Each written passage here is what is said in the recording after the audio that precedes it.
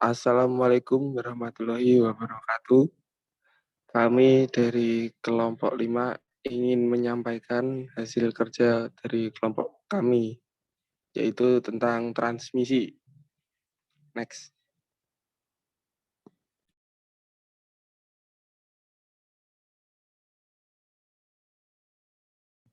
Dan ini anggota dari kelompok kami. Izinkan kami berkenalan. Yang pertama saya, Muhammad Alvin Pradana. Saya Muhammad Fikri Alifuddin. Saya Muhammad Satria Wibisana. Saya Nova Yunas Oktavian.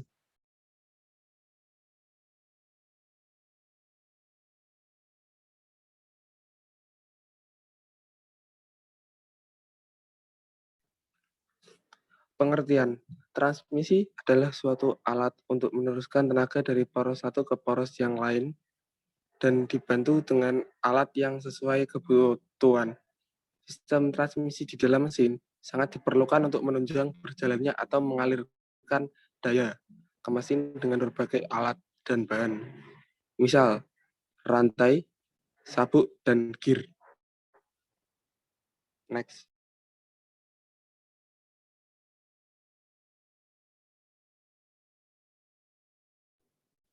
Dan ini bagian-bagian pada transmisi. Ada poros dan tap, yang kedua bagian roda gigi, yang ketiga kopling, untuk yang keempat bantalan, kelima rantai, keenam puli dan sabuk.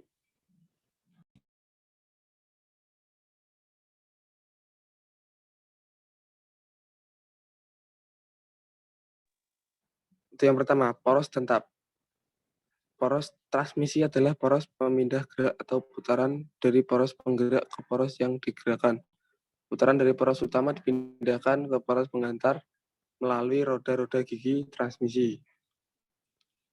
Poros adalah batang logam yang berbentuk silindris lurus, bertingkat, atau berbentuk konis, dan berfungsi untuk memindahkan putaran, mendukung suatu beban, dan memindahkan atau meneruskan daya. Ini lengkap disertai gambarnya.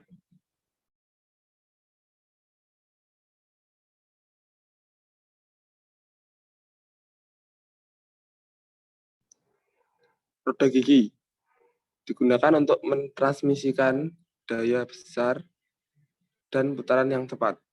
Roda gigi memiliki gigi di sekelilingnya, sehingga penerusan daya dilakukan oleh gigi-gigi kedua roda yang saling berkaitan. Roda gigi yang mempunyai perbandingan kecepatan sudut tetap antara dua poros. Di samping itu terdapat roda gigi yang perbandingan kecepatan sudutnya dapat bervariasi. Ada pula dengan putaran yang terputus-putus. Next.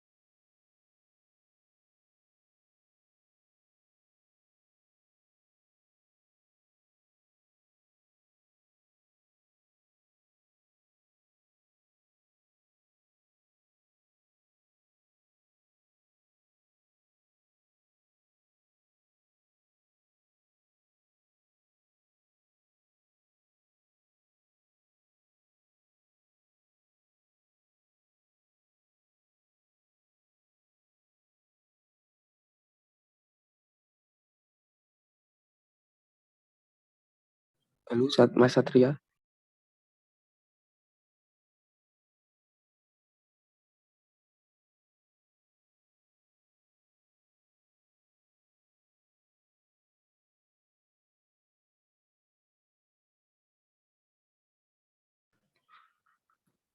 Kopling dan komponen pengoperasiannya merupakan bagian dari sistem pemindah tenaga dari sebuah kendaraan, yaitu sistem yang berfungsi memindahkan tenaga dari sumber tenaga dari mesin ke roda atau penggunaan tenaganya. Next, dilanjut oleh Mas Fikri Alihuddin.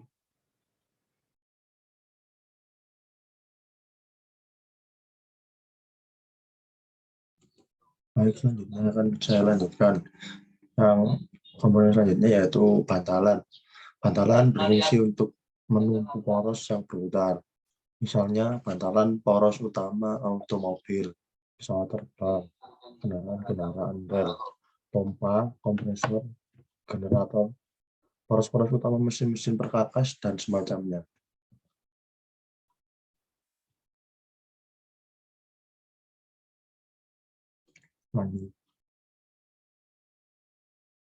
Selanjutnya rantai. Rantai biasanya digunakan untuk memindahkan daya atau putaran dari poros penggerak ke poros yang digerakkan dengan posisi sumbu-sumbu porosnya sejajar. Jarak antara poros satu dengan poros lainnya pada transmisi rantai relatif lebih jauh dibandingkan dengan transmisi roda gigi, dan lebih pendek jika dibandingkan dengan transmisi roda sabuk.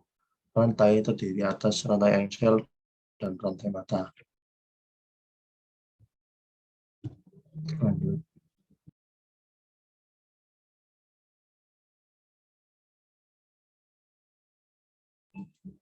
Puli dan sabuk berfungsi untuk memindahkan daya atau putaran dari poros penggerak ke poros yang digerakkan dengan jarak tertentu.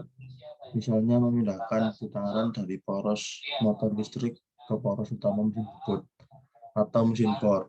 Biasanya digunakan alat transmisi berupa sepasang roda atau puli yang dihubungkan dengan sabuk atau ban mesin.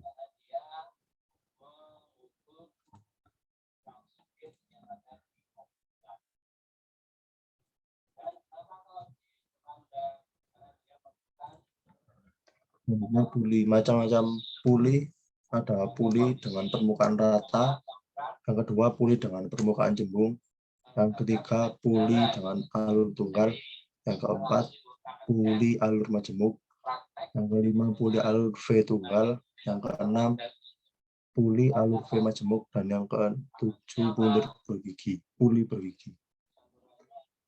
Macam-macam transmisi. Yang pertama, transmisi langsung. Sistem ini sering disebut dengan transmisi roda gigi karena cara kerjanya kontak secara langsung antara elemen poros penggerak dengan yang digerakkan.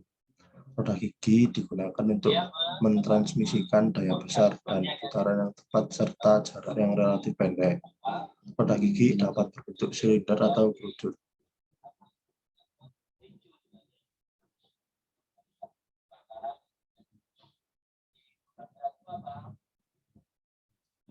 Selanjutnya akan dilanjutkan oleh teman saya, Mas Satria.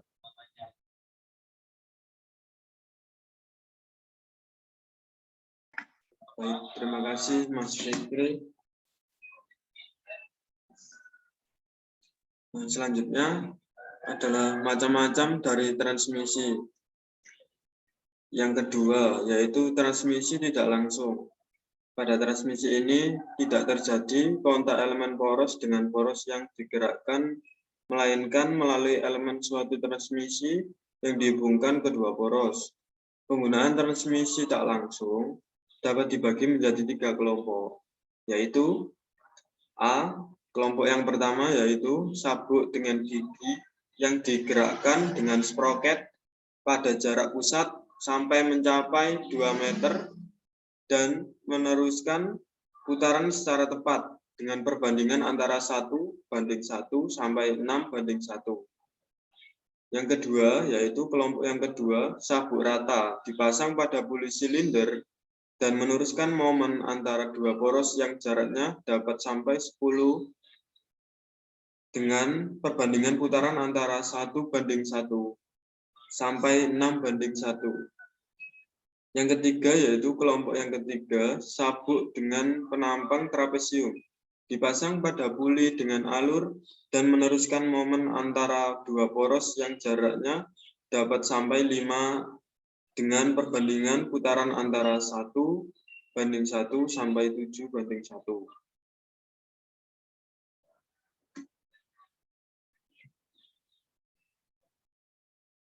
Selanjutnya yaitu menghitung daya transmisi dan efisiensi.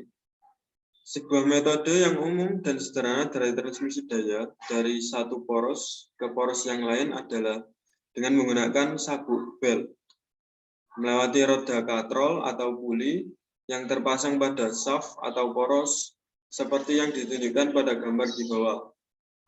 Aplikasi khas ini termasuk diantaranya motor listrik, penggerak mesin bubut atau bor, dan mesin penggerak pompa atau generator. Bisa dilihat untuk gambarnya seperti ini. Jadi ini ada driven pulley wheel dan ini drivernya. Jadi dihubungkan dengan fan belt atau belt dengan rasio yang berbeda. Untuk sabuk yang mentransmisikan daya antara dua puli harus ada perbedaan dalam ketegangan di sabuk pada kedua sisi dari puli penggerak dan puli yang digerakkan. Untuk arah rotasi yang ditunjukkan pada gambar di atas yaitu F2 lebih besar daripada F1. Selanjutnya yaitu torsi yang tersedia di roda penggerak untuk melakukan kerja diberikan oleh T sama dengan F2 dikurangi F1 dikali Rx dalam satuannya Newton meter. Dan daya yang tersedia diberikan oleh P sama dengan T omega sama dengan F2 dikurangi F1 dikali Rx dikali omega X dengan satuan watts. Kecepatan linear pada roda penggerak Vx sama dengan Rx dikali omega X. Demikian pula kecepatan linear pada roda yang digerakkan yaitu Vj sama dengan Rz dikali omega z.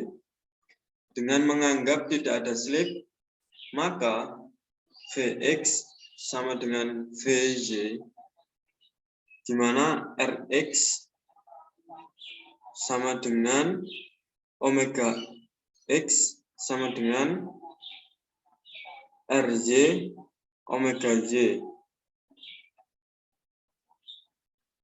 Dengan demikian, Rx sama dengan 2pi Nx sama dengan Rz 2pi Nj.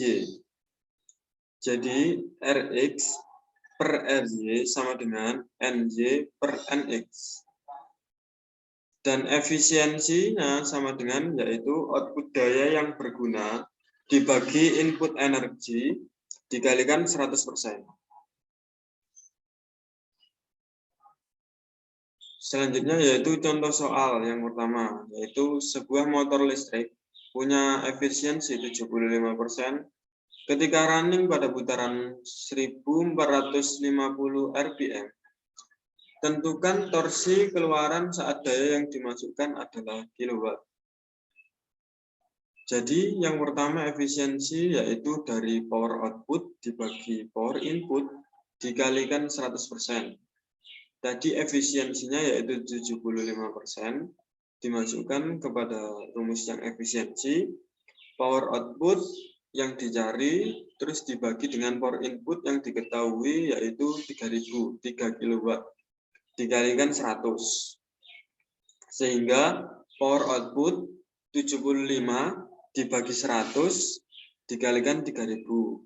Jadi hasilnya power output ditemukan yaitu 2250 watt.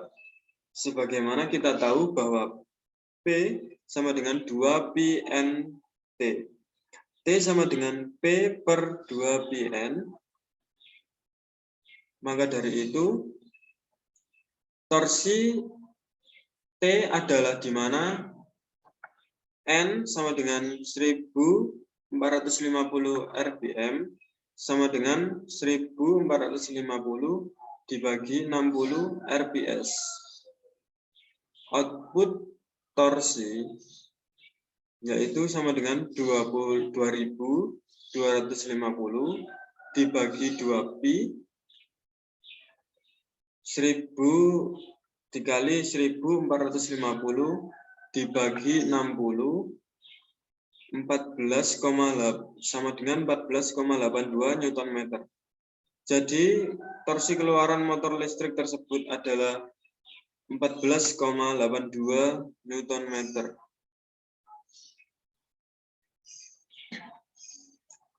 Selanjutnya yaitu perhitungan dari poros. Sebagaimana contoh porosnya ada di gambar sebelah kanan. Yaitu yang pertama adalah perhitungan poros dengan satu tumpuan atau cantilever. Yaitu momen lengkung bisa dihitung dengan persamaan ini M1 dikali F kali L dengan satuan Newton milimeter, dan besar momen lengkung sebanding dengan tegangan lengkung. Dan momen tahanannya yaitu M1 sama dengan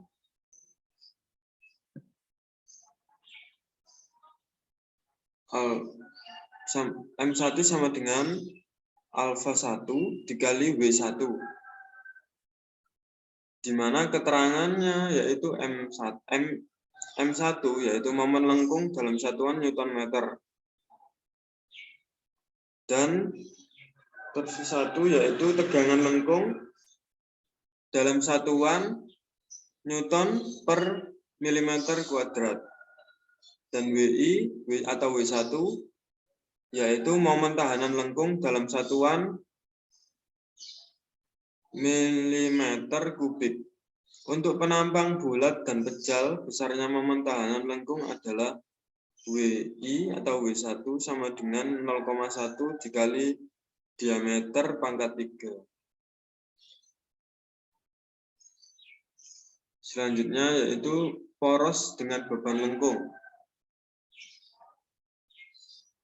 Untuk momen lengkung yaitu ML sama dengan RA dikalikan 0,5 L. ML sama dengan 0,25 dikali F dikalikan L. Dengan satuannya Newton milimeter. Dan ML sama dengan torsi L dikalikan WL, momen tahanan lengkung untuk poros pejal yaitu WL sama dengan Pi per 32 dikalikan D pangkat 3. Maka ML sama dengan torsi L dikalikan Pi per 32 D pangkat 3 dengan satuan Newton milimeter. Atau ML sama dengan torsi L dikalikan 0,1 D pangkat 3 dengan satuan Newton milimeter. Dari persamaan di atas dapat didapat yaitu torsi L sama dengan 8 kali F kali L dibagi Pi kali D pangkat 3 dengan satuan Newton milimeter persegi. Atau D sama dengan akar 3 dari 32 dikali MC per Pi torsi L. Jika dibulatkan menjadi D sama dengan akar pangkat 3 10 MC per torsi L. Selanjutnya bisa dilihat gambarnya seperti itu, dan keterangannya yaitu L tegangan lengkung dalam satuan Newton milimeter persegi, dan F yaitu gaya lengkung dengan satuan N, dan L panjang poros dengan satuan milimeter. Untuk D sama dengan diameter poros dengan satuan milimeter. Selanjutnya akan dilanjutkan dengan teman kami yaitu Naufal Yunas Octavian. Dipersilahkan Mas Naufal.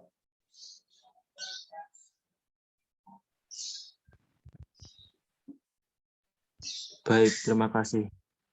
Selanjutnya, dalam perhitungan poros dapat diketahui dengan melihat dari pembebanan, yaitu A torsi yang terjadi pada poros.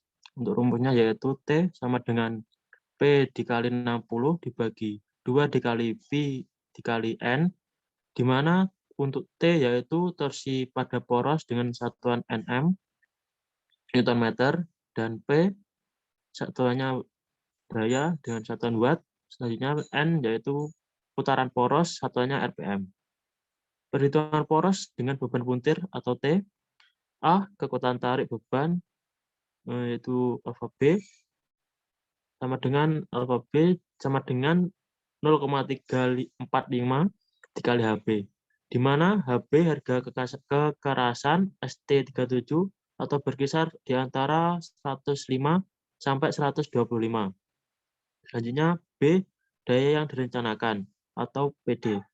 PD sama dengan P dikali FC sama dengan 0,746 dikali 1. Dan hasilnya adalah 0,746 kW, di mana P yaitu daya dengan satuan watt, FC yaitu faktor koreksi. Selanjutnya C, momen puntir. Untuk rumusnya yaitu T sama dengan 9,74 dikali 10⁵ dikali PD dibagi N, di mana SF1 yaitu faktor keamanan tergantung dari jenis bahan. SF2 yaitu faktor keamanan tergantung dari bentuk poros. Next.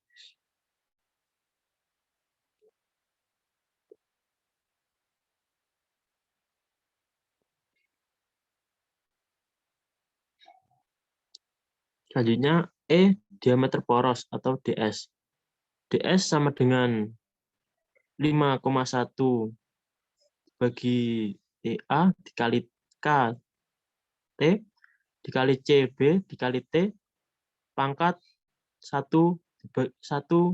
bagi 3, di mana T adalah beban puntir, KT faktor koreksi momen puntir, dan CB adalah faktor lenturan. Next. Untuk contoh soal sebagai berikut. Contoh soal, rencanakan poros yang ditumpu 2 bantalan. Jarak antara bantalan kedua 1000 mm. Poros memutar 2 buah pul sabuk V yang dipasang dengan jarak 300 mm dan 200 mm dari masing-masing bantalan. Poros mencatat daya sebesar P18 kW pada putaran N300 RPM. Poros dibuat dari bahan S30 CD, defleksi akibat puntiran dibatasi sampai 1 derajat. Berat puli sabuk landasan 25 kg. Berat puli sabuk 2 adalah 20 kg. Gaya yang bekerja pada poros gaya yang bekerja pada sabuk V adalah H 215 kg. V 403 kg dan HE 270 kg, V2 35 kg. Untuk jawabannya yaitu daya yang ditransmisikan P sama dengan 18 kW dan putaran poros N sama dengan 300 RPM. Faktor koreksi daya diambil dari FC sama dengan yaitu 1,4 dan daya rencana PD sama dengan 1,4 dikali 18 sama dengan yaitu 25,2 kW. Untuk momen puntir yang terjadi adalah T sama dengan 9,74 kali 10 dikali 25,2 dibagi 300. Untuk jawabannya yaitu 81.820 kg dikali milimeter mm. Next. Beban yang terjadi akibat pemasangan puli diubah menjadi beban horizontal dan beban vertikal. H 215 dengan satuan kilogram, P sama dengan 403 kg, dan HE 270 kg, kedua 35 kg. Akibat beban horizontal dan beban vertikal dapat dihitung gaya reaksi yang terjadi di tumpuan A dan B dengan mengasumsikan besarnya momen di BSK tumpuan sama dengan 0. Bisa dilihat di gambarnya tersebut, yaitu RH1 sama dengan 215 dikali 700 dikali 720 dikali 200 dibagi 1000, yaitu sama dengan 205 kg. Selanjutnya RH2 sama dengan dalam kurung 215 ditambah 270 dikurangi 205 sama dengan 280 kg. Selanjutnya RV1 sama dengan 403 dikali 700 ditambah 35 dikali 200 dibagi 1000 sama dengan 289 kg. Selanjutnya RV2 itu 403 ditambah 35 dikurangi 289 sama dengan 149 kg. Momen lentur yang terjadi adalah momen lentur horizontal dan vertikal pada puli 1 dan 2. Momen lentur horizontal yaitu MH1 sama dengan 205 dikali 300 sama dengan 61.500 kg per milimeter dikali milimeter. Selanjutnya MH2 280 dikali 200 sama dengan 56.000 kg dikali milimeter. Momen lentur vertikal M 289 dikali 300 dikurangi 86.700 kg mm. MV1 289 dikali 300 sama dengan 86.700 kg dikali milimeter. MV2 sama dengan 149 dikali 200 sama dengan 29.800 kg kali mm. Next. Momen fleksibel gabungan dari momen vertikal dan momen fleksibel horizontal adalah MRI sama dengan akar 61.500 pangkat 2 ditambah 86.700 pangkat 2 sama dengan 106.300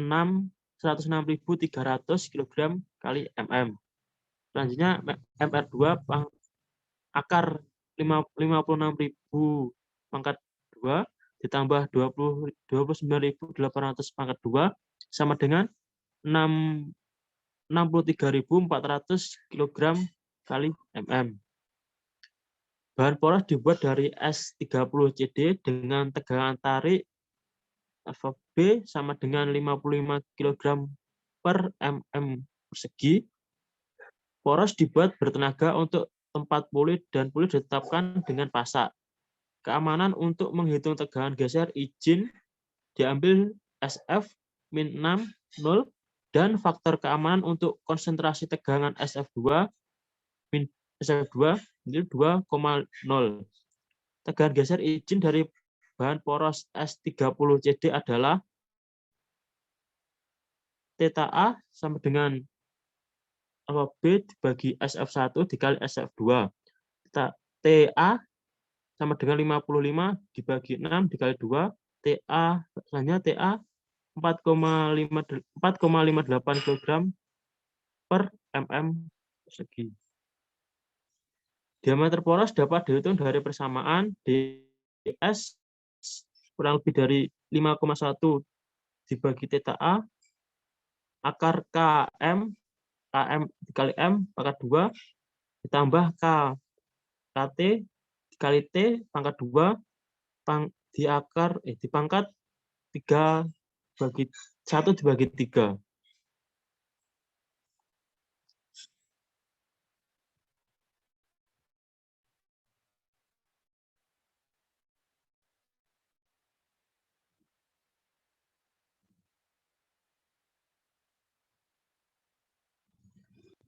Koneksi geser yang digunakan adalah tegangan geser dan besarnya faktor pemberdayaan momen fleksibel K diambil 1,5 untuk beban dengan tumbukan ringan.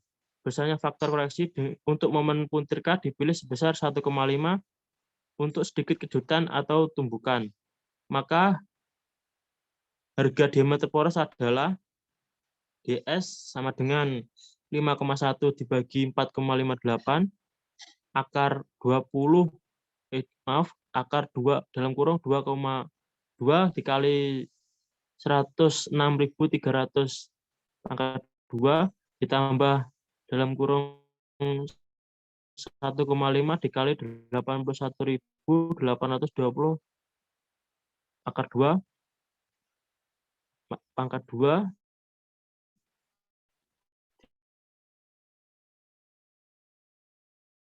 di pangkat konsentrasi tegangan di alur fasa adalah lebih besar daripada di tangga poros alur fasa adalah 18 dikali 6 dikali 1 atau 1 jari-jari filet.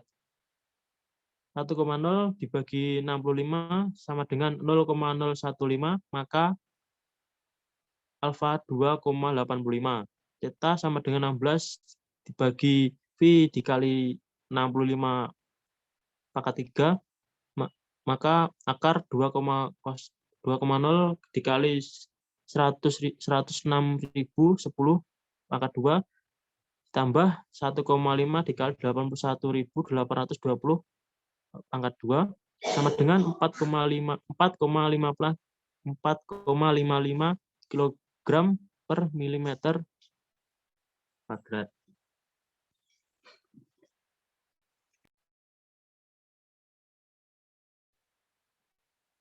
Baik, sekian dari kelompok kami. Bila ada salah kata, mohon maaf yang sebesar-besarnya. Saya akhiri. Wassalamualaikum warahmatullahi wabarakatuh.